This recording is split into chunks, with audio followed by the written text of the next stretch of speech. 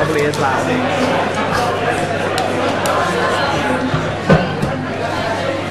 Right.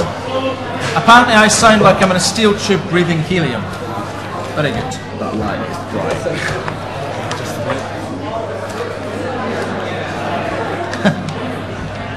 Great. Okay, we've had a change to the standard way we do things this year, in that the first two questions which I set were usually thrown to the candidates unawares. This year they've had a week to look at these questions. So when you have tremendously well-polished answers for the first two questions and then it all goes to shit, you know why. There is a random order for answering the questions. However, candidates also know the order they're going to answer question one. So with that, I shall start with question one, and Arabella is going to be first to answer this. Question one for sports. Well, thank you. Sport at some universities is entirely administered by the Students' Union. Some have a separate athletic union. We have Team Surrey. What do you think is the best structure for sport at Surrey? Once again, sport at some universities is entirely administered by the Students' Union. Some have a separate athletic union. We have Team Surrey, which is a sort of a mix between the two. What do the candidates think is the best structure for sport at Surrey? Arabella. Hi guys. In my opinion, I think Team Surrey is the best structure currently for Surrey.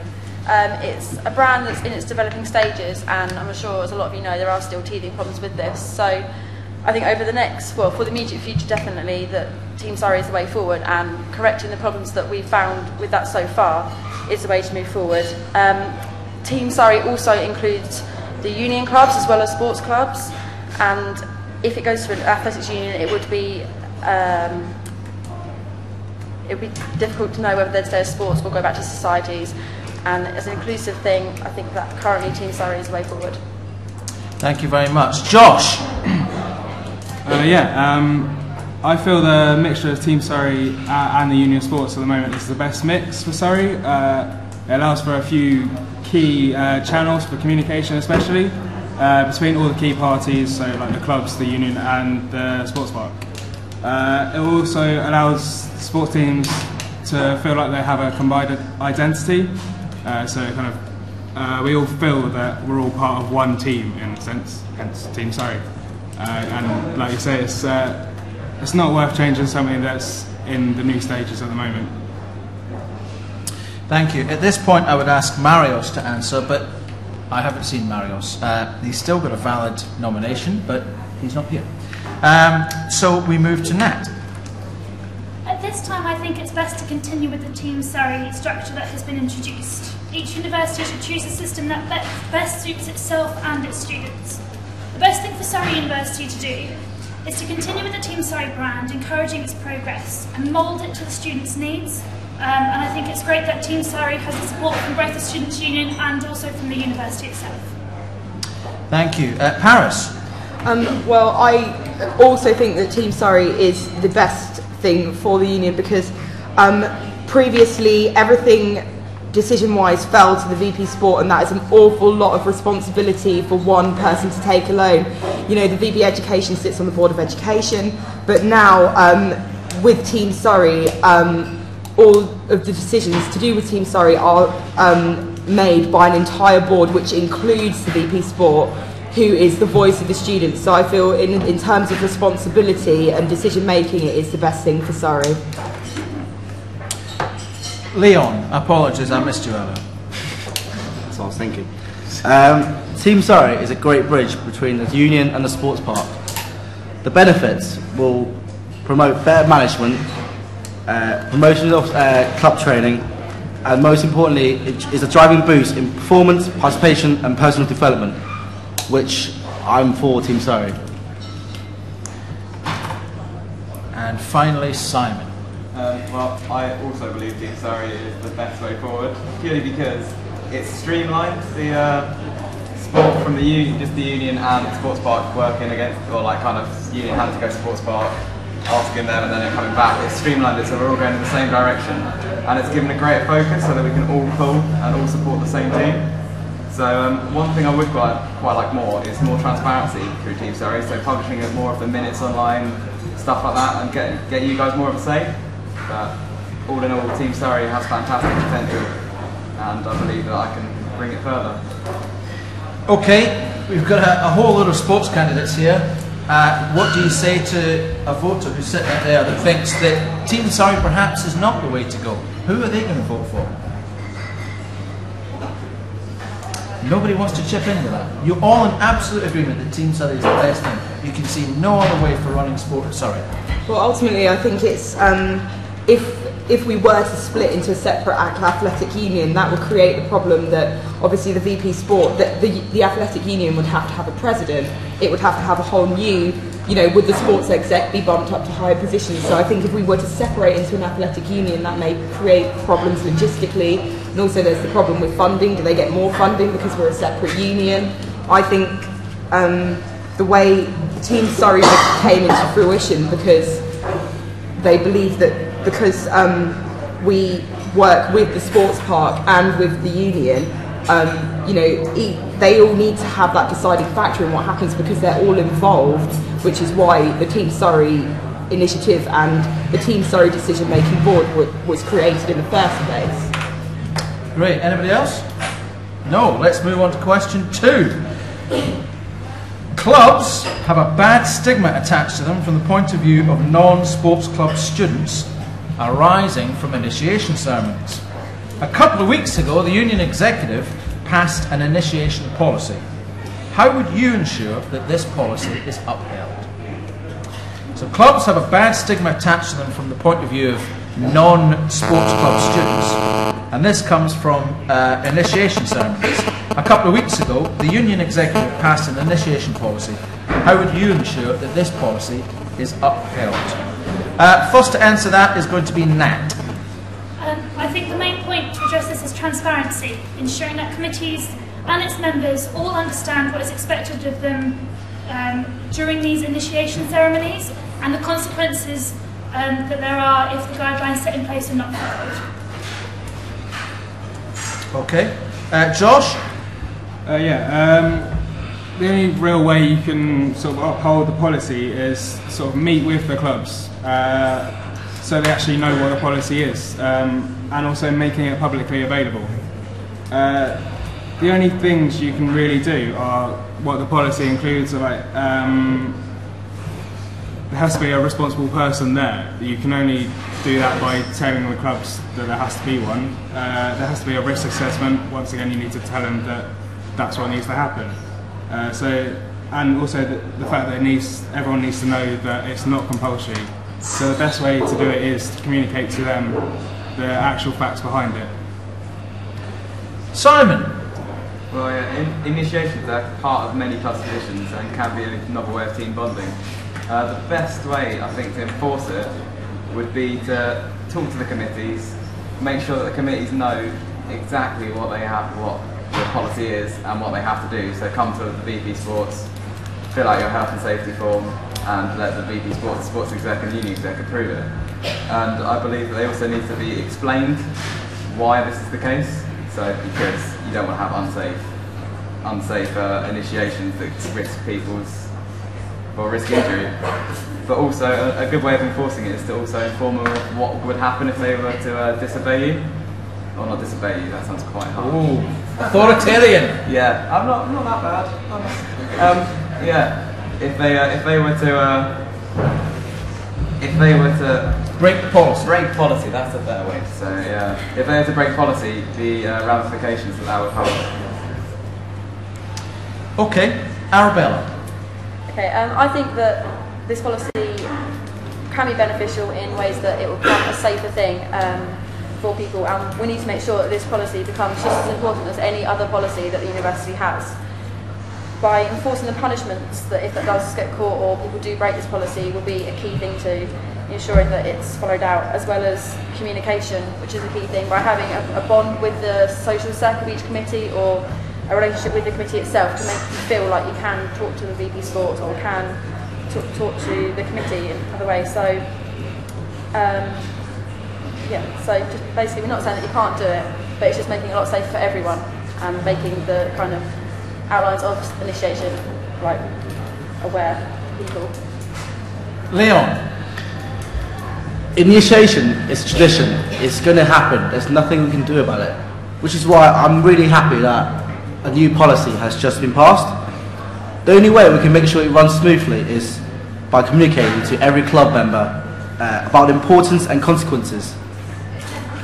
I'm going to be, because it has to go through the VP Sport, that the initiation has to take place. So I'll know what time and where it will happen. So I'll try and be there to make sure everything's run smoothly and no one is peer pressured into doing it.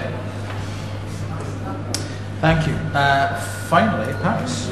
Well, I think obviously it's a thing between what's ideal and what's realistic. It's not ideal. You cannot be at every single club's initiation. So I think it's really important that we're consistent. The policy says about what will happen, or it says that these things must be done, and we have to be consistent that if those things aren't done, that something is done about it. And at the end of the policy it says if the policy is not followed, that individuals may be held responsible. I think we need to decide exactly who will be held responsible should the policy be broken. And also I think we need to stress the importance that you can say no, and maybe if we make it a thing that it's one of those things that is actively addressed by the VP Sports to the freshers or people that are new to clubs, that you can say no, and there is an alternative there is a non-alcoholic alternative if it involves alcohol, but I think ultimately it's that you can say no is so important. I'm interested to hear if there's anybody in the room or anybody online who doesn't agree with the idea of a policy to cover initiations.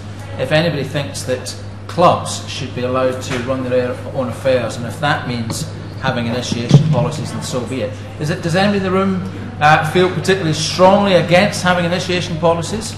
Or does anybody in the room think that the policy doesn't go far enough?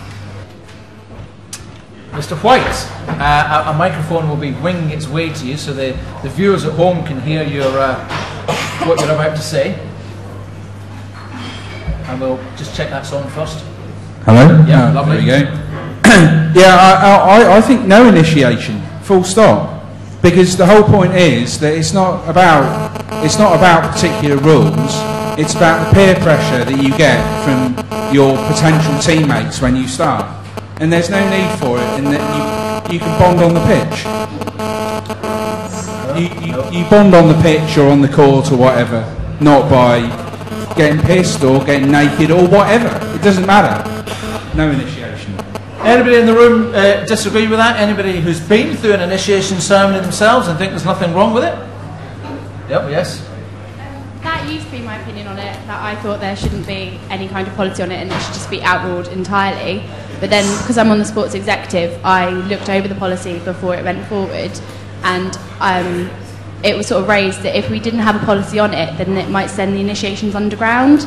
There'd be less awareness of what's going on, and the clubs might not take the appropriate procedure to then register and make sure risk assessments are done. So by having a policy on it, you can make it strict, but it then does allow some guidelines in case something goes wrong. Thank you very much. Now, you can ask questions yourself, you can tweet questions. Sounds like a nanny union to me, says one of our commentators on Twitter. Right, I'm going to go to a question from Twitter now. I have a feeling I know what the answer will be, but we'll go for it anyway. Do the panel agree that sports could become a part-time role and we could merge instead, having a VP activities, merging societies and sport? So, if there's any turkeys on the panel that would like to vote for Christmas, now is the time to speak up. And Paris, you get to answer that first.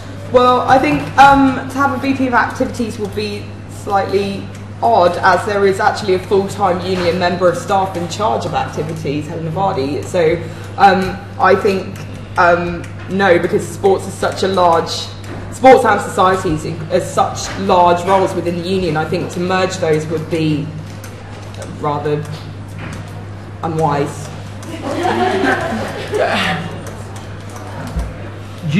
Because of the size of the sporting job, that's what you're saying? Ultimately, yes. Okay. Simon, Yeah, I would totally disagree with there being a merging of both of them. Like Paris said, they both need a large amount of time, but also you kind of need specialists for each part, because sports, we are all sports people. Someone yesterday asked me about societies, and they asked me a statistic about societies, and I didn't know, because I'm not part of a society, I'm part of the sports club. And I think that can be said for a lot of the members of this panel here. And that is why you need sports people to run the sports, society people to run the societies. Interesting point of view that a student can be a sports person or a societies person. I'm a sports person and a societies person. I agree, you can totally be both. You can be both. certain people have their own specialities. Like personally, I'm not a society person, I'm a sports person. I would not be able to run societies, but I can run sports. Arabella, tell us what you think. Okay, I think as well it should stay completely separate. I mean, like Paris said, you can play sports and be in a society as well. But I think if they merge, then kind of what would happen to Team Surrey, because Team Surrey is a sporting thing, and the society wouldn't become a Team Surrey. I mean, there's 42 sports and union clubs, and to merge that with societies would be quite a large job to kind of take on. And as well, the needs are different, as well as the funding. Sports does, well, in sometimes does cost more than a society would, so I think keep them separate. Josh? Yeah, once again, there's not really enough time for it not to be full-time. It has to be full-time. There's so many clubs, as everyone says, that if you're going to be able to talk to them all about anything, then there needs to be enough time to be able to do that. And part-time just doesn't feel like there would be enough time. Leon? I don't understand. Is he or she saying there should be no VP sport and no VP society? There should only be one position? That is the question. Then if society and sport can mix together, why don't we just have the president doing everything? We can't just have one person doing everything. It's got to be split into, which is why we have departments of different departments doing different subjects. We can't just merge everything together. Nat? As most of the panel have said, if we keep the two roles separate, then you've got a lot more allowance for time and effort to be spent with each individual club or society. I think it goes the same way. Each society and club wants to feel that they are able to go and approach their VP and say, can I sit down with you for 5 minutes? If you put that into a part-time role, you become less available to those clubs and societies which will then need you. And I think that it should be kept how it is. You need to be approachable and there for your club, all of your clubs and all of your societies and all of its members as well. Okay, thank you very much. Any questions from the room? I've got a few online, but if anybody in the room would now like to ask a question of our sports and recreation candidates? You need to throw your hand right up in the air because I can only just see you. Yes, we have a vice president ready to spout forth. Okay, so I'm a student that's never been part of a sports team. I don't really have much interest in joining a sports team. So why does who the VP Sports and Recreation is matter to me? So we have a student who is not in a sports team, has no interest in sports. Why does the election of VP Sports matter to him? Leon, kick us off. To your question, does that mean if I'm not in a society, it doesn't matter who VP society to me is? And if I'm not academic rep, does that mean VP education shouldn't exist? Just because you doesn't represent the whole union as a whole. There are people that, okay, you might not be interested in sport, but there are a lot of other people that are. So they need help, and that's what we're here for. Nat? VP Sports sits on a lot of other committees, as well as just involving themselves within the sports clubs and Team Surrey. And they do play a vital role in those as well. Other administrative issues that lie within the university itself. I know, especially the transport committee, societies use transport. You know, it's not just confined to sports, it's the whole running of the union. They aid, all the SABs work together, and I think it's important that you are interested in voting for someone who you think can work alongside with the other sabbaticals and also the other part-time and full-time people who work in the union to create a better union environment, whether you are interested particularly in sports or not. Thank you. Simon, feel free to applaud or boo, or you don't have to sit there like you're, I don't know, I was going to say something. Yeah, exactly. But first, let's hear what Simon has to say. Yeah, obviously, like, the job title is sports and recreation, so fair enough, that would be the thing that we would concentrate most on. But we're also vice presidents of the union, so it's about what we can also bring to the students' union and how we can bring the union forward as a whole, as well as looking at the sports side. Paris. Yeah, ultimately, even if you personally don't care who gets VP Sport and Recreation, the VP Sports input into the union affects a lot of other people. So ultimately, being there saying, "Oh, I really don't care, I really don't care," is saying that really maybe you don't care about what affects other people. But yeah, the VP Sports doesn't just do sports and recreation; they do contribute to the union exec as a whole. So, yeah. Josh. Part of the job description I've got in front of me here is to encourage people new to sport to actually try new activities. So it's part of the description in itself. So if you feel that you may not enjoy it, then it's part of the job to try and persuade you to maybe try something new. But at the same time, for me, it feels good that someone is taking it upon themselves to actually take charge on something like sport.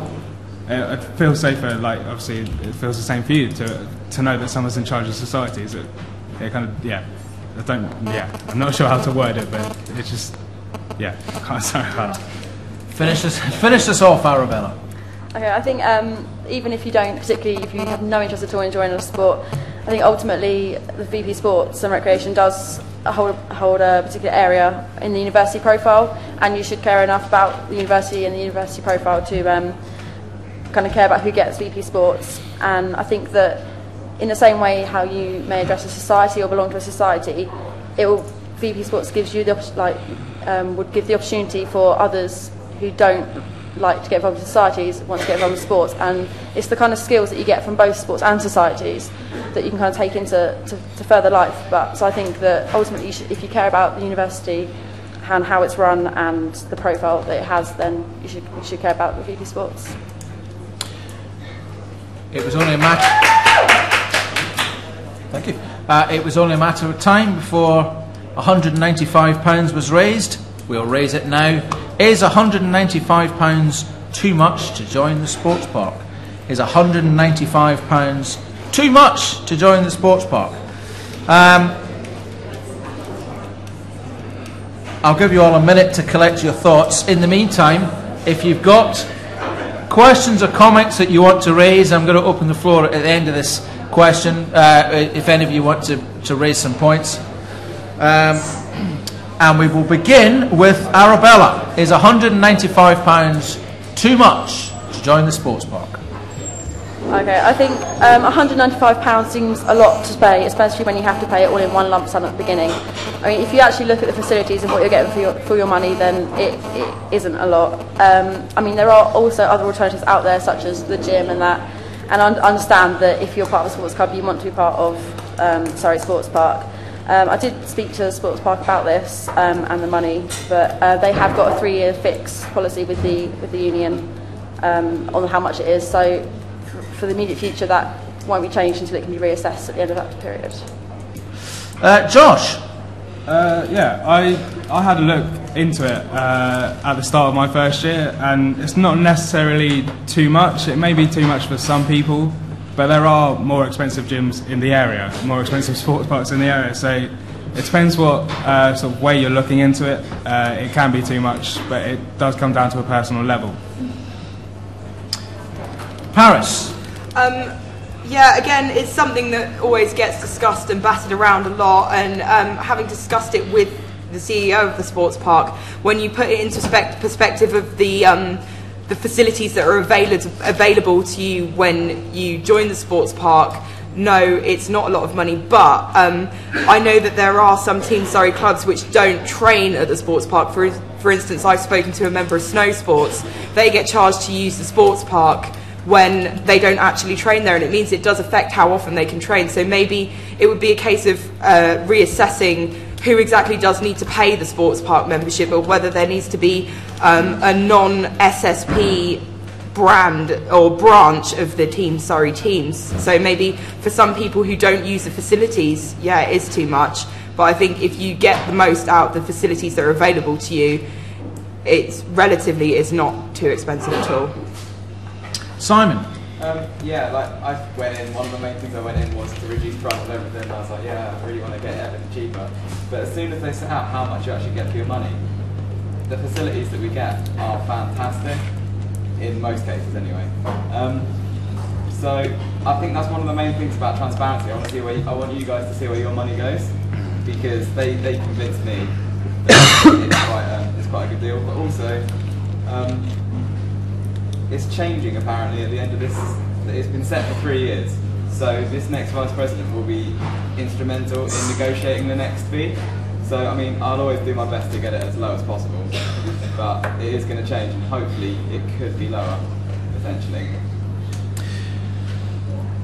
Nat? I think what we need to focus on is being aware that being part of a sports club doesn't necessarily mean you have to pay that £195. Obviously, depending on the club, depending on what the club demands of you. As Paris slightly touched on, some sports clubs don't use sports park, therefore they don't need the gym membership. Speaking from example, as netballers, if we wanted just to join the club and just to train with the club, we could pay £90. We weren't forced, it wasn't obligatory to pay the whole £195 whack to use a gym that we're not going to use. There are other options available. I think the clubs need to make their members aware that if they don't want to use all of the facilities, there are other options. And if you want to play socially in a netball club, you only have to pay a £10 membership fee, which covers your insurance, and that goes to the union specifically, rather than to the sports park. So yes, it's a lot of money, but it's not obligatory, and we should make this aware to the people that aren't aware of the other options available to them if they want to join a sports club. Leon? Absolutely, totally agree with Nat there. There's not really a yes or no answer. For me, I'm in the sports park 24/7. I use all those facilities, but for someone like Jake, who doesn't do sport and have no interest in it,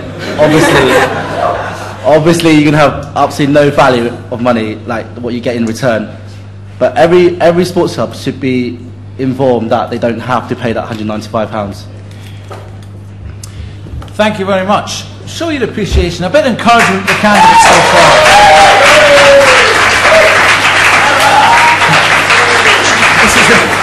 This has got to be one of the most well-behaved question times we've had for years. The bar is open if you'd like to, drink a bit more and throw things at them.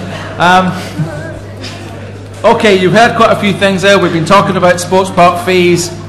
What do you think? Any questions that you've got? Osama, I can see this is a subject close to your heart.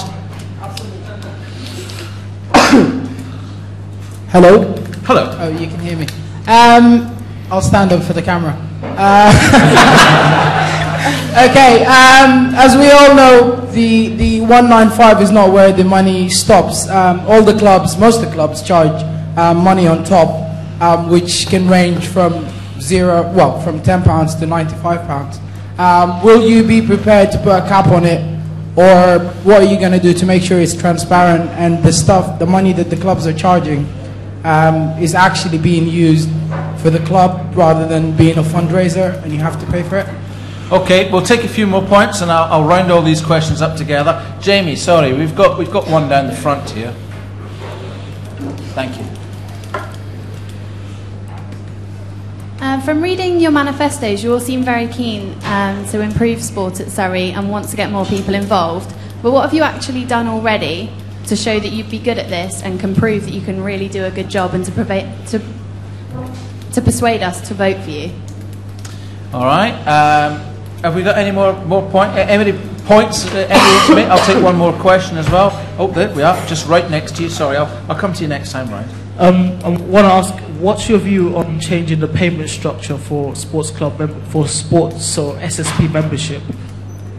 You mean one lump sum to smaller debit payments? A subject close to many people's hearts. So we've got a few things here. Sam asked about the membership fees. You have to pay, obviously, your sports park membership or club-only membership. You also have to pay club membership as well. Sports clubs are semi-autonomous. Where does the money go? What do they do with it? That's down to the club committees. We've also got the question of the payment structure for SSP. At the moment, you have to pay in one lump sum. How do you feel about direct debits? That's something that SSP argue would be expensive to administer because so many students' direct debits may bounce. You've got to spend time chasing people up. That could be 2 or 3 members of staff they have to employ to do that. And they're trying to keep membership fees down. And if you're trying to improve the quality of Surrey sport, is there anything that you can show in your experience so far that you've done in your own sporting career for improving Surrey sport? I'm happy to take the first person who wants to hold up their hand to this. So can you ask the direct debit question again? The direct debit question. So the question, and this is something that's been raised quite a lot, at the moment, if you want to join the sports park, it's one payment of £195, and it has been often raised that it would be more convenient to be able to pay for it in a payment schedule, either monthly or quarterly or whenever the student loans come out, by direct debit. But at the moment you have to pay a whole year up front in one lump sum. I'll go first if no one else wants to. Karen on that? Okay, seeing as up to the last question asked, paying by direct debit. How many students do you think will get skint towards the end of the month and go, I'll just put off paying my sports park fees? Does the sports park have enough staff to chase every single one of our students that pays a gym membership fee at least once a year, if not every single month for that fee? And where do you draw the line at chasing people and not? Yes, it's a big lump sum, but there's not the people force behind it, there's not the money behind it at the moment in time to put it into place. Maybe that's something that they are looking to do. The CEO of the sports park has said it is an option, but not right now. That's something that we can progress towards. When? In the next couple of years, probably not in the foreseeable future for the rest of our time at university. Sorry, Osama? You will be gone by then, but that's unfortunate for you, but that's something that we can look for the new incoming students to look forward to. Nat, tell us about what you've achieved so far in the world of sport. I spent my second year on running the committee for netball at a time where the club was probably at a very, very low point. Sport at Surrey was changing. We were moving towards Team Surrey in the sports park, and everything was a little bit up in arms. The sports park was being pushed further and further back, so it took a lot of stability from committees to keep their members in, to bring in new members, and I learned a lot about how the sport was going to be run, and training the new committee up. That was followed on from me to carry on the ideals that I had from there. Okay, I'm going to come back to your membership fees. Who else would like to tell me about direct debits and your sporting at Paris? Tell us. Okay, this is something again with the meetings with the SSP CEO. I really did push him about this, and he said what people seem to forget is the sports park is very, very new. It's only been open a couple of years, so there is obviously in time there may be areas where we can move forward, but I have already tried talking to them about the possibility of direct debits and everything, but they use the accommodation office as an example. The accommodation office go into a lot of financial can't even think of the word, uncertainty because of the way that they do the direct debit payments. The sports park, as a new institution aren't willing to take that risk. So, you know, and also the process of signing up people, renewing the memberships at the beginning of the year takes a lot of manpower, it takes a lot of time. And he said, because I did say, well, why can't people buy the lower memberships and upgrade halfway through the year? And he said, because they dedicate so much time to that at the beginning of the year, they're not, he said they're not willing to take the staff away to do it in the middle of the year. They're only willing to do it at the beginning of the year for now. I mean, it's something we can push, but eventually you can only push so much before you hit a brick wall. But we will... You appear to have hit your brick wall before you've even entered office, Paris. You're in No, danger of sounding like an SSP It's something I very apologist. much want to push, but for now they have said no, but I really do want to push it because I feel that it can be bettered.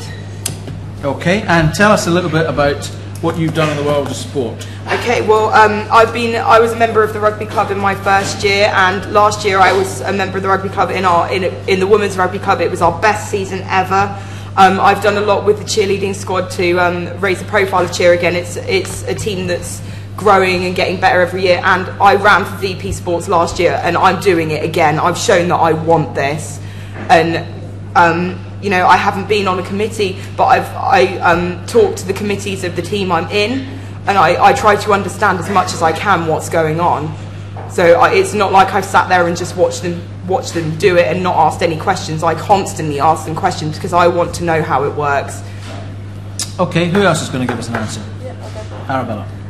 Yeah, so with the sports park direct debit thing, obviously that is an issue and that is something that everyone wants. And the sports park did say to me that it's a 3-year fixed thing, and so I think that will be up in...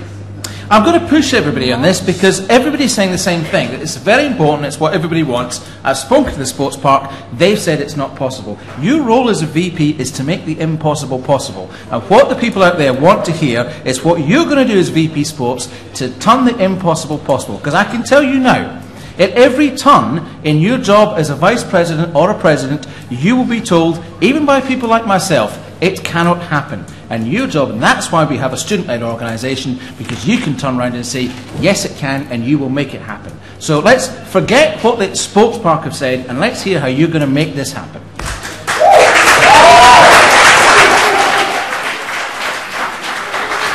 I will be running for VP Sports. Arabella, start again. Alright. Okay, in terms of making the direct debit thing happen then, I think it's a case of, well, trying to make it happen by talking to the sports park and what their problems is with it. Obviously they've got the problem where they think people will not pay and just will get to the end of the month and stop it. But there must be a way of doing it, of setting it up so that there is a kind of guarantor or something like that, if you like, so that that if the student does get into a situation where they can't pay it, it comes out in another form to the sports park, so the sports park don't lose out, and it will be the student that will lose out in terms of money, and they'll have to make it back. I can't comment on specifically the means to do that, but there must be a way. Accommodation do it. Everything else that's in a direct debit has the same way. We can pay for your mobile phone or anything. In terms of what I've done to get people involved in sport, I'm on the committee for netball this year in the role of intramural rep, and my aim is really to get people involved. So last year social netball consisted of 7 people, which every week was tricky to make a game happen, and this year, from mostly publicity and a lot of hard work, I've kind of got the numbers up to about 45 paid registered social netball members, and I can see it happen, and I've already started getting regular matches, friendly matches with local universities. In a friendly league, we had a tournament down at Portsmouth with 4 universities as well, and I can see that it can be done, and it does take hard work, but if people are committed to it and want to do it, then it happens, so I want to push that through other sports. Thanks. Simon, tell us about direct debits at the sports park and what you've done. Well, yeah, it seems that everyone had the same issue, same discussion with the sports park of how they'd like to reduce it. One of the suggestions I had to them, because what they said, what they said is that they'd not chase them themselves, they'd give them to us, and then we'd have to, as VP Sports and with the people working with us, we'd have to find them and sort them out. But one suggestion I had to them is to kind of make it like a loan, where they kind of have to pay it back at some point or other. But so they weren't totally against that, but I think that's something that we're going to need to discuss further, and it's just going to be whoever gets in office, we're all going to be trying to go for the direct debit, and we're all going to get resistance, but I reckon with some innovative ideas I could potentially see what I could do, do my best, and get... Great, he's a man who really believes in himself. I don't know. Leon. Sports Park has stood hard at the start when it was first built on saying you have to pay a full monthly membership. Trung has pushed it to half a year membership. I don't see any reason why I can't push it to a direct debit or even a monthly payment. Sports-wise, I don't think I need to tell you, everyone knows about my sporting ability. I don't. Do you want to hear about it? There was the person that asked the question, so one would assume that they would want to hear. I'm an international player for rugby, played for Hong Kong. Got my first cap last year during Christmas in Norway. How have you got people involved? Give me a minute. This year, regarding to your question, how do I improve sports in Surrey? With my experience, I know how to deal with defeat. I know how to deal with winning matches. The rugby club this year has shown that improvement is possible. We've been to every Monday, every Friday. We wake up at 6:30, go to the sports park, sprint training, circus training. At the start of the year, there's probably about 5 or 6 clubs. At the end, it's only netball and rugby left. I don't see the reason why, if you're committed to sport, why can't you do it? Leon, that's great for the dedication of the rugby club. The point of the question is, how have you been able to show that you've managed to get more people involved in sport? It's not about how well you've done, but is the rugby club better today because of what you've done than it was when you first joined? It is. We went from losing every match last year to unbeaten this year. The opportunity is there for everyone. Badminton does training but then drops out midway. It's not really the players' fault, it's more the committee's fault. I don't want to be there, but the committee does push you a lot, and it's all about the committee, and which is what the sports standing is for, and that's how you communicate with this committee to ensure people does go to these opportunities. So are you saying that this training regime is putting people off joining the rugby club? Sorry. Are you saying that this training regime is putting casual players off joining the rugby club? Was that what you were saying? No, I think it's great. Like having sprint training and circuit training in the morning is great. It wakes you up. It gives you a target of what you want to achieve in the year. It's not really pushing. I'm sure if I don't play such a high standard of sport, I would still want to go to this training to improve myself. That's what we're aiming for. Okay, Josh, tell us your thoughts. Sorry, Alan. Could I jump in and Simon? talk about my sporting achievements and how? Yeah. Simon, yes. I apologise. Yeah, basically, I've got people involved in sport more by. I'm the first ever events officer for fencing, and we've seen our membership, our core membership, people that return and come out and actually spend time with the club, has grown. There's a lot more of a team spirit going on there as well. And also, we're currently organising the first ever fencing marathon that Surrey University has ever held. It's a 24-hour fencing marathon that's being held this weekend. I'm one of 3 people currently organising that, alongside our coach and our vice president. And that has got not just people from Surrey University, but it's got people from a lot of universities around the southeast. So that's going to be, it's going to be a lot of work, but it's going to be really good fun, and has helped me improve my social skills, so to speak. Thank you. Now we're left to hear from Josh. Are you going to tell us about direct debits and how you've got people involved in sport?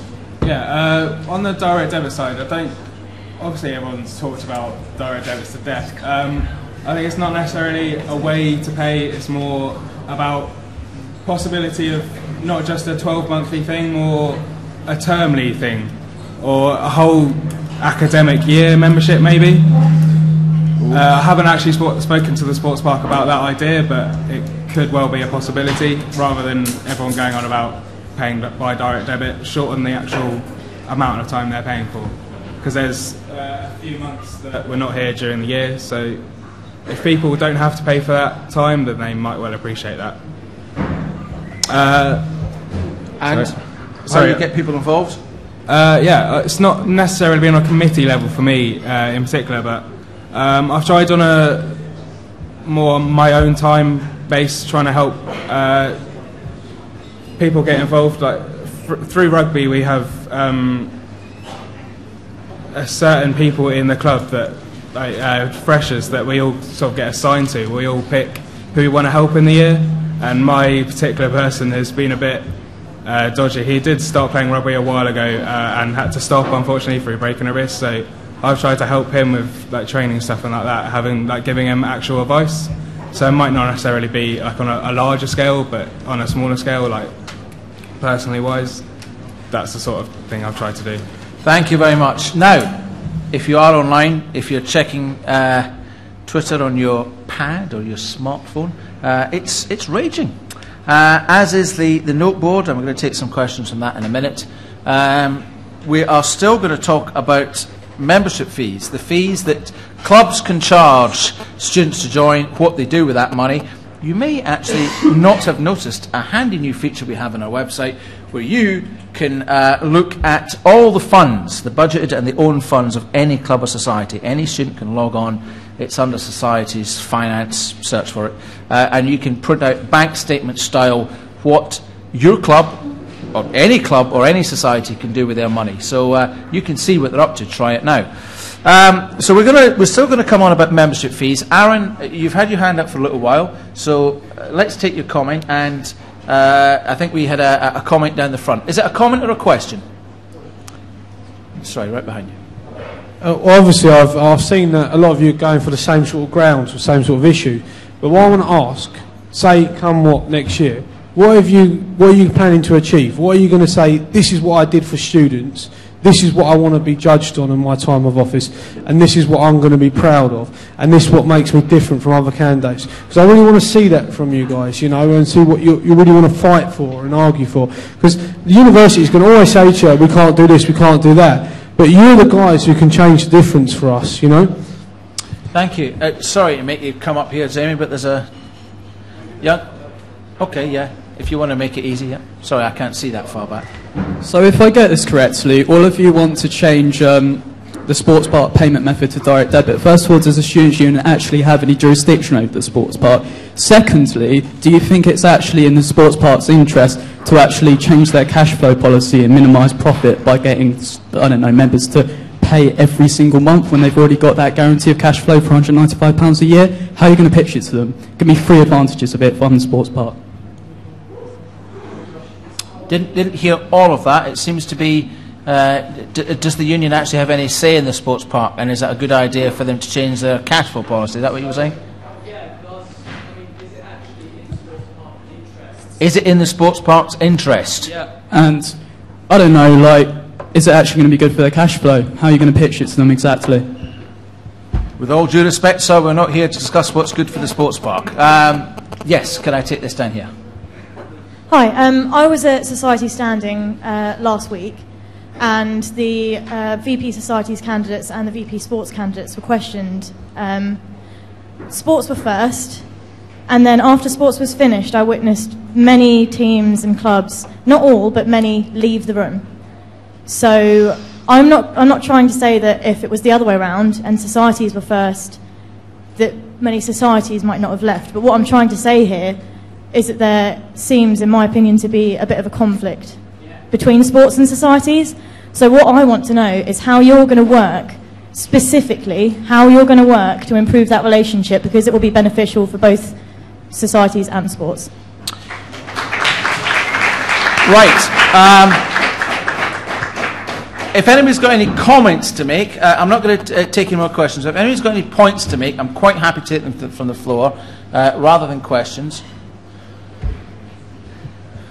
More of a comment, really. Talking on the direct debits for the sports park, at the moment staff can actually pay for the sports park monthly, whereas the students can't, and I wondered why no one had done any research into how that's possible for the sports park and not the students, when this position's for the students.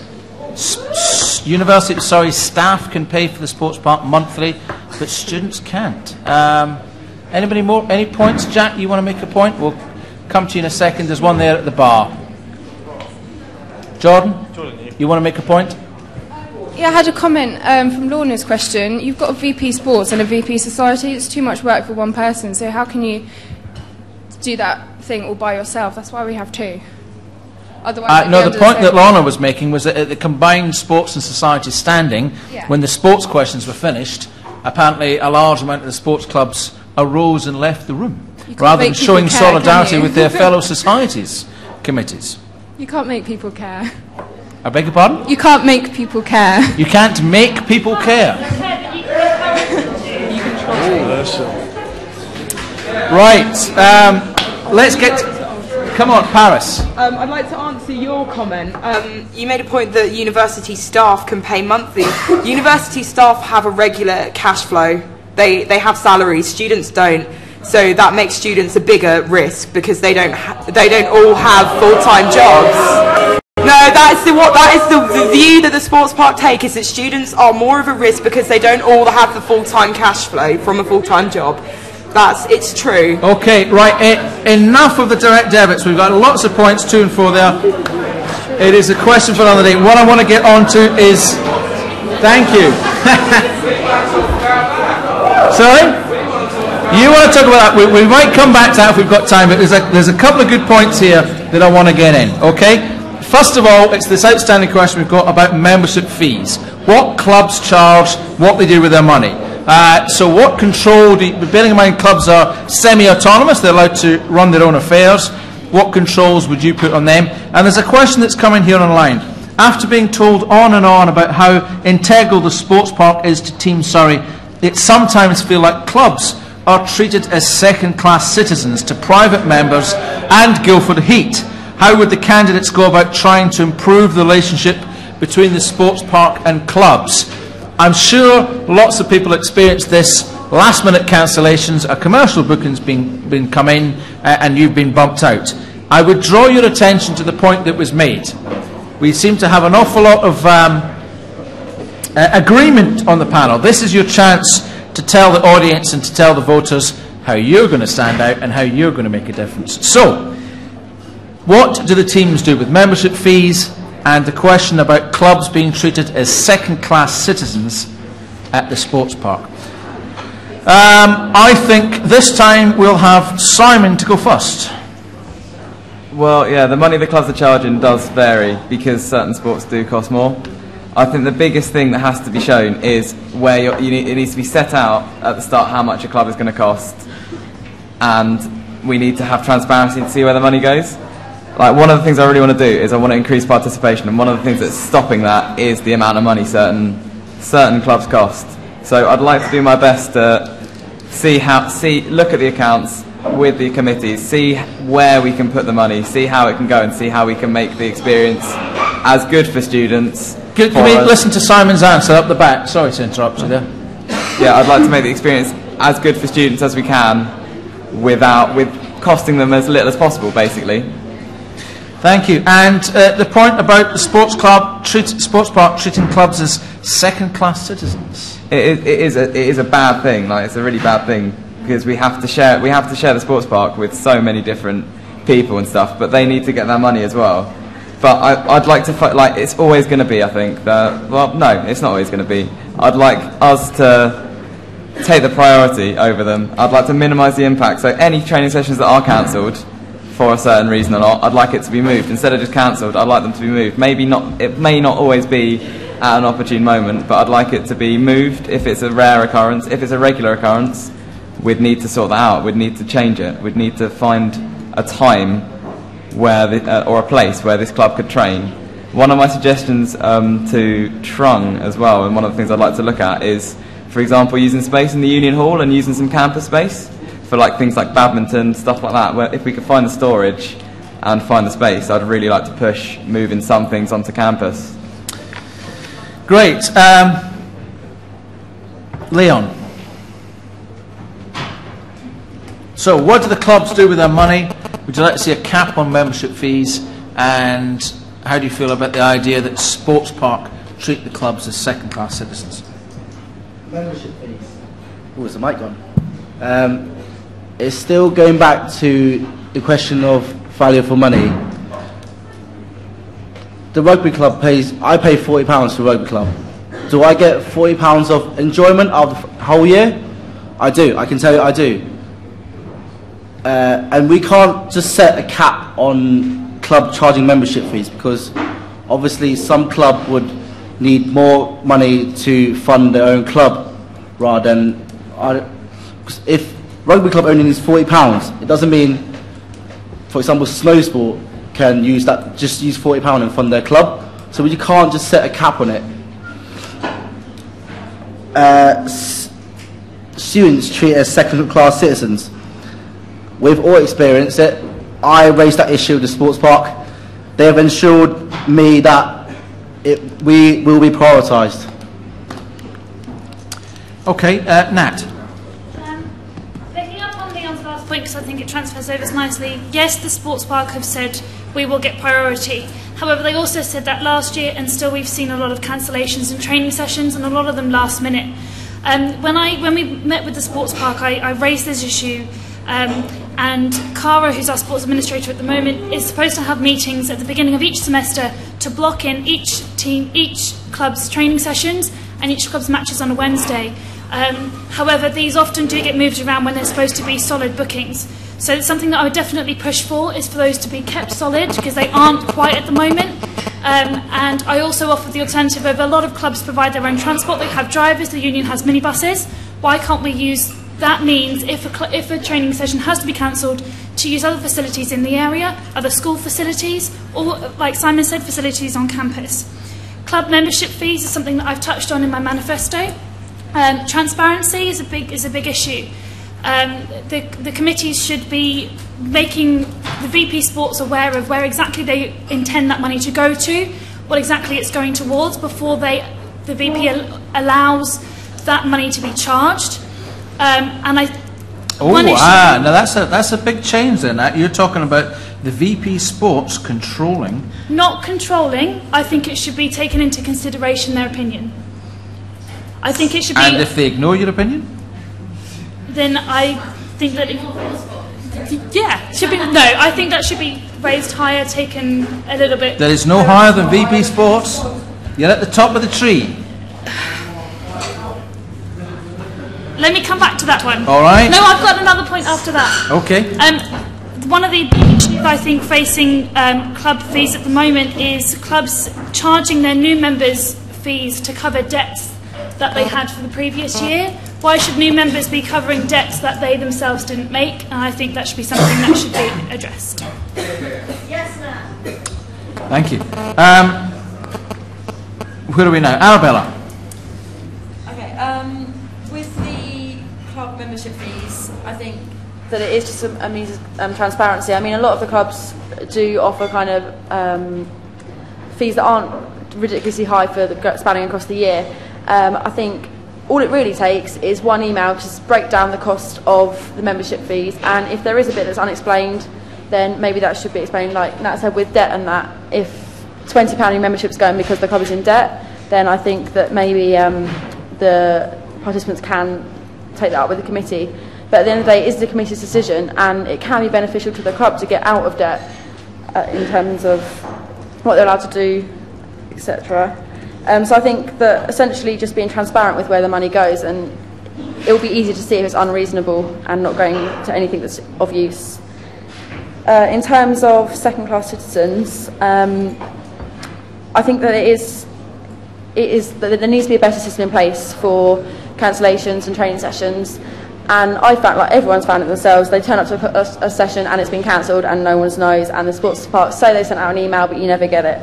I think with that, communication is key with the sports park, and kind of setting up, kind of like I said in a manifesto, like if you have got a central point on the union website where the sports park can actually access that as well and kind of keep that updated. Obviously, from the sports park point of view, I help out with the Surrey Storm matches with programme writing, and I've seen as well from their point of view, they find out quite often very last minute when clubs such as Guildford Heat and Surrey Storm have to train or have a match. So I'm not justifying it at all, but they do often find themselves in a bit of a situation where they find out very last minute. Thank you. Josh? With the own funds thing, the problem I found when I joined first the university and then the rugby team was that I didn't fully know what I was going to be paying for at the start of the year in terms of like a membership fee. So I think possibility of making sure the clubs tell them that they're going to be paying money towards the start of the year, make sure they actually know that it's going to be happening, because admittedly I wasn't fully sure that it was going to be happening. I'm sure people might admit that they thought of that at the same time, so hopefully telling them it's going to happen might well solve some of the problems. And on the other side, with the sports park, I had a meeting with the sports park and with Trung, and I mentioned the fact about the cancellations and training times.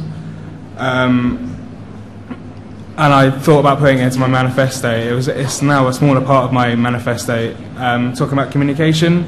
And I noticed today that on the USSU website, they've now put the training times and cancellations on there. So I'm hopefully going to carry on from that point and actually trying to improve what's actually happening with it. I know Trung's done a lot of work towards it, so hopefully I can carry it on. Thank you very much. Paris, finish us off. Okay, I think with the clubs and their membership fees, obviously every club has different needs. So I think to put a cap on it, to say that's saying that every club, every sport is the same, which is not true. Every club has different needs. So I think, and obviously every club has status meetings at the end of the year. I think at the end of the year, that's great, but I think at the beginning of the year, the newly elected committee, or even when they get elected in, they need to meet with the old committee, with the VP Sport, and say, this is what we've been charging. Did we use our money in the best way possible, and what do we need to do? It needs to be that communication between the old and the new committees as well, so they can be sure that they're getting the best out of the fees that they're charging. And with the sports park, with the club cancellations, it's actually a point in my manifesto that I have spoken to Trung, I've spoken to the sports park, I've spoken to Alan here about the possibility of integrating the sports park's online services such as booking and membership, but especially with booking and cancellation, actually integrating that fully into the union website. It's possible, and I'm going to push for that to happen, because then it means that as soon as there is a cancellation, the relevant people can be notified immediately, alternatives can be found. So if we can manage to integrate the sports park's online services with the union website, that will make things a lot easier. But shouldn't we be avoiding the cancellations in the first place rather than trying to deal with them when they occur? Yes, of course they should. And again, I've got written here in the meetings, clear deadlines are set every semester, or clear booking times are set. And the sports park, obviously they've said, oh yes, so there should be deadlines for when it happens. It needs to happen. There needs to be a deadline, and after that deadline, if it's passed, they should not be able to cancel. And it's something we've really got to stand up for and say it should not happen. Thank you. Okay, I'm looking for some points from the audience, not necessarily some questions. What do you think so far? What do you think yourself? Peter, tell us. Hello. It seems to me that everyone on the stage seems to know quite a lot about their own sports club and about, so you've got rugby, you've got netball, you know quite well in that. But obviously VP Sports, you're in charge of every sport in the university. What do you know about all the other sports that maybe you're not so familiar with or not so involved with, but obviously you're still going to have to take a lead on and know a bit about? Okay. Have I got any other points, things that people have heard that they agree with or disagree with or confused about? We've got, sorry, we'll take Jordan then Jack. Sorry, Jordan's over there. Hello. Yeah, I agree with Paris. The whole deadline for the cancellations, like we shouldn't stand for them cancelling our sessions. Like, we pay money to the sports park for a reason. But there are things we could do as well. Like, we don't have to use the sports park at the end of the day. Like, we could go somewhere else. We can refuse to play our games. Like, we can just not let them walk all over us. Boycott of the sports park. Yeah. Can I just say one thing? Feel free, Josh.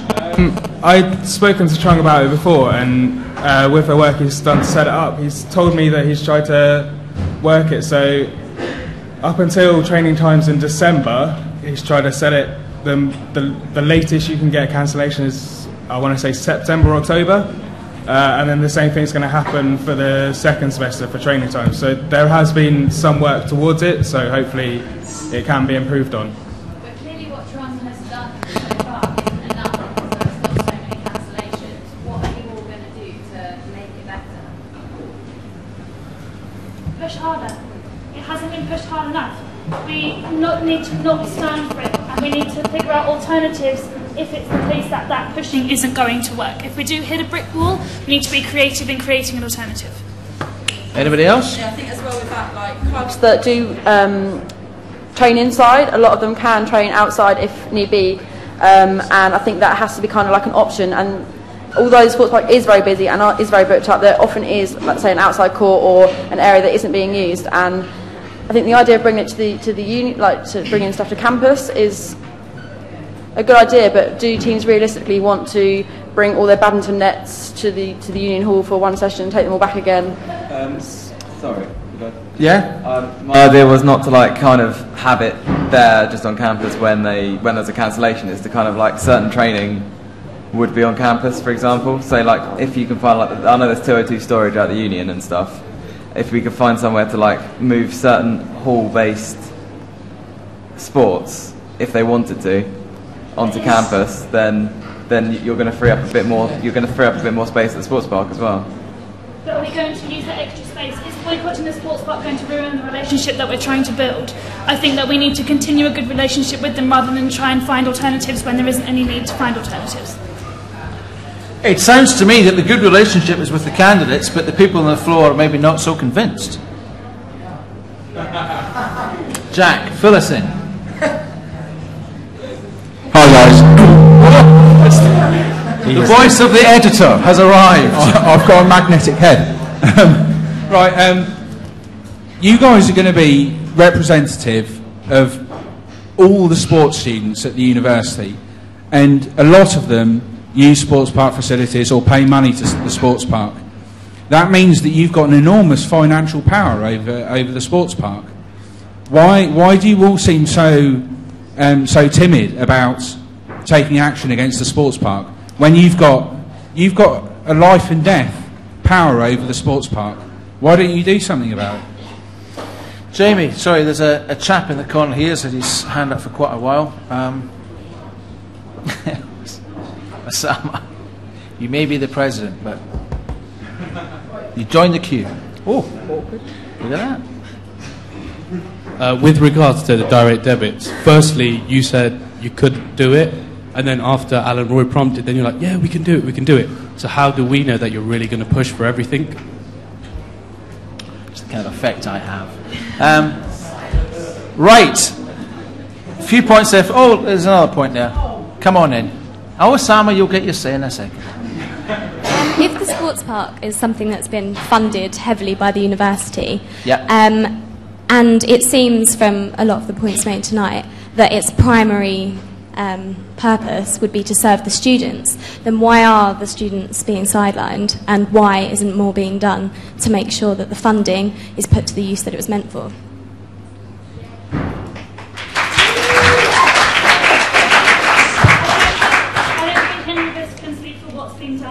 Only for what we plan to do if we are elected in, and that is to push harder, and that is to speak to the students, and that's for them to be priority over everybody else. Right, I want to come back to a point that was made before, which was the issue of the combined sports and societies standing. For those of you who don't know, there is something called the standing committees. They happen first Monday or Tuesday of the month. And they are for the committee members of all the sports clubs, that's sports standing, and then there's the committee members of the societies, that's society standing. And a couple of weeks ago, last week, whenever, there was a combined one for all these people here to speak to the committee members of the sports clubs and the society clubs. The point that was raised was that sports was dealt with first, and all the societies sat in during the sports discussions, and then when sports had finished, a large amount of sports clubs got up and didn't stay for the societies. So we've mentioned before about the idea of combined VP activities. It was raised the fact that why are we not one harmonious, happy family? So I want the candidates to actually answer that. And I also want you just to talk a little bit about the cost of minibuses, because we've got some conflicting things about minibuses. It's a huge cost to sports clubs, it's a huge cost to the Students' Union, it's a huge cost to everybody. The cost of getting people from A to B. Who should burden the cost of minibuses? If it's the union, ultimately it's paid for by the university anyway. More subsidy, less subsidy. How are we going to deal with minibuses in the way forward? So the point about sports clubs, that specific point about sports clubs not staying for the society's discussion, what does that tell you? And the cost of minibuses, the burden of the cost of minibuses. They're going to be our last two questions for this evening, apart from my final one, which I've kept in reserve. And we're going to start with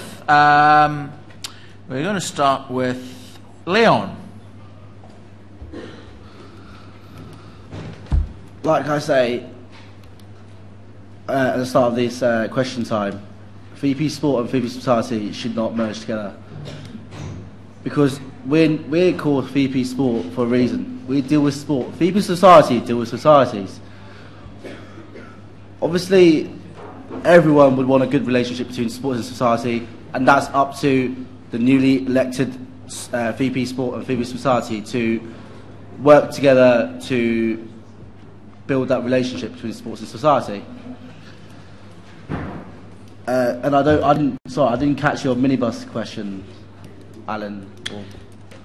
Minibuses is a big cost, whether that's directly to sports clubs or people who participate in it, or the union, bearing in mind the union's money comes from the university, or it comes from the money you spend in the services. What do we do with the cost of minibuses? Who should be paying the brunt of the minibus and the transport cost? I personally think that minibus costs should be split between the club and the union, because membership fees mostly go to minibuses travelling, and because we're representing the university, they are obliged to support the club's transports. Okay, Josh. Yeah, with the sports and society standing, I think it may not come down to the fact that there's conflict, may possibly come down to the fact that the sports club may not have felt it relevant to them. It may not, but may well not be the right way to think about it, but that could well be the truth. I think the point is that we're all kind of here to specialise in sport rather than anything else. We are here to run the sports side of the union, so I think, yeah, so there's not much else I can say about it. And the minibuses?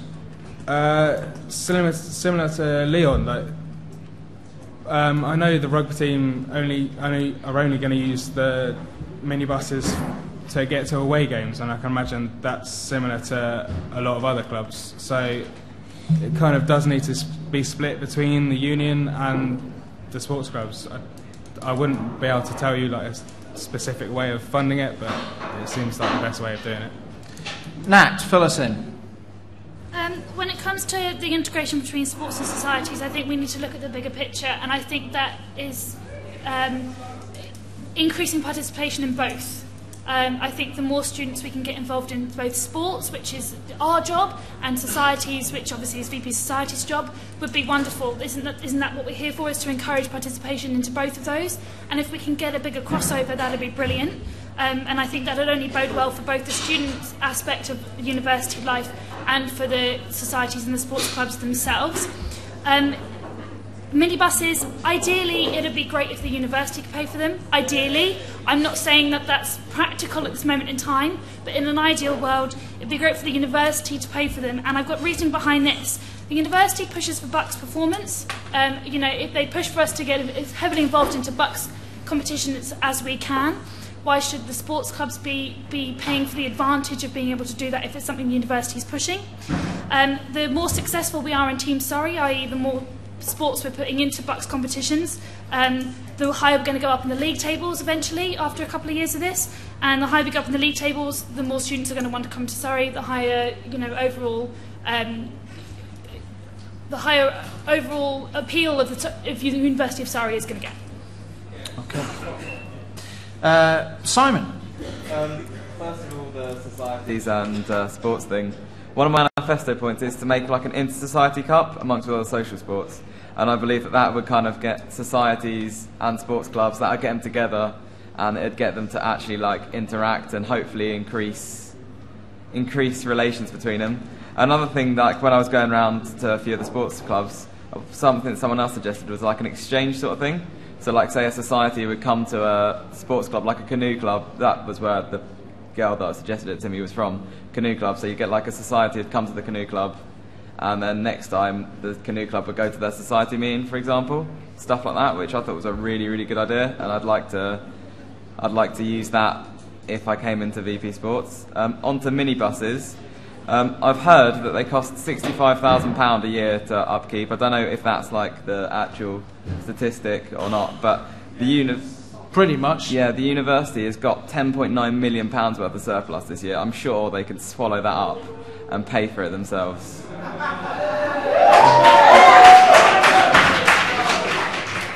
Hoorah! Arabella.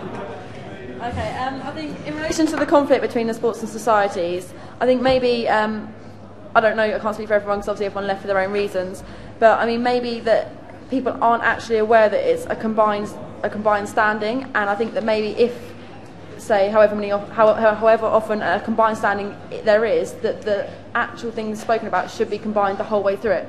So it shouldn't start off with sports and go on to societies, but if you propose a combined standing, then it should be combined the whole way. And I think that if I get elected, then I actually want to utilise the kind of societies can be beneficial to sports. So you've got the student media, like you've got the Stag, GU2, photography, all that kind of thing.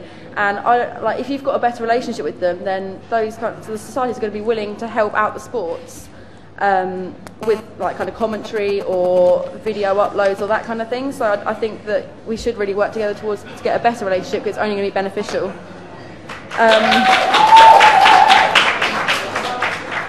In terms of the minibuses, obviously, yes, it would be brilliant if the union could pay for everyone to travel. Oh, settle down, folks. And ultimately, yeah, people that use minibuses and have to use the minibuses to get to Bucks. It's not like an optional. Oh, well, we'll just miss this game because we can't afford the minibus. Equally, I know the university funds have to spread out a lot along all over us. So I think a kind of subsidy system where it is half kind of put in place. In relation to Nat's point, I wanted to mention, you said like striving towards Bucks competitions, blah blah blah. But what about like kind of friendly matches? Are you suggesting that if there's like a friendly game or someone has to go somewhere for a kind of social reason within the club, that won't be funded? Not at all. My point was that if we increase the availability of the minibuses to all of the clubs, to those clubs that don't even compete in Bucks, to the clubs like the scuba diving club or the canoe club, those clubs who don't compete in Bucks, those clubs can only benefit from the use of the minibuses. Therefore, their performance and their in general of being a great club is going to increase, and therefore people looking to specifically towards those clubs, those 17, 18-year-olds go, oh yeah, I'm really interested in scuba diving, I want to go to a university where those clubs are good, are going to look towards our university because they can only be made better by the university paying for the minibuses, making that available to them. Thank you. Right, Paris, you're going to finish us off. Okay, in terms of with sports and societies, obviously I'm very much a societies person as much as a sports person. It does make me quite sad to see that there's sometimes a bit of a animosity between sports and societies. That really does, I think it's not good at all. And I have actually made it a point in my manifesto that, one thing that people haven't touched on is there's RAG, which is run by the union. Do More is a society. I think it would be great to get sports clubs more involved in community and charity projects. And obviously there's the student media, but really with the community and charity projects, we have volunteering societies. I think they need to get way more involved in that, because ultimately that will really increase the relationship for the better. And again, this is not just VP Sports, this is VP Sports and Recreation. There is a social sports month which is going to happen after Easter, and again, that will we need to get as many societies involved in that as well. That if you increase the participation with societies with the fun side, then maybe you can get them to be more interested in the competitive side as well. And with the minibuses, again, people do complain about how much they cost, but ultimately we do need them. There is going to be that unpleasantness of how much they cost, but we really need to say, obviously we can't say subsidise it all because something else will suffer, so we really need to find the careful balance between what we can afford to subsidise and, you know, people may have to make the sacrifices on their funds to pay for them, but ultimately we need them. So, yeah. Lovely. Right, what I'm going to hand out now is a series of these sheets of paper. It's got yes on one side. Take one, pass it round, pass it round. There we are there, and one there, and one there. These are ingenious devices. It has yes on that side, and it has no on that side. So if you've seen Question Time, you've seen this happen before, we've not done it like this. Instead of the candidates answering one by one, they're all going to hold up their bit of paper with either no or yes. So they're all going to answer at the same time. There's no debate, there's no justification. There is simply a yes or a no. Is this all clear, people? Yes. And remember, is it all clear? That's what you do now? Yes, it is. Right? At this point, I try and remember what the question is. I'll ask you the question, and then I will count down from 3, 2, 1, and you'll hold your paper up. No looking round, see what everybody else is doing. Are you ready? Is it fair that sports gets 5 times as much funding as societies? Your answer in a 3, a 2, 1. We have a split. Ladies and gentlemen, your candidates for VP Sports and Recreation, thank you for listening.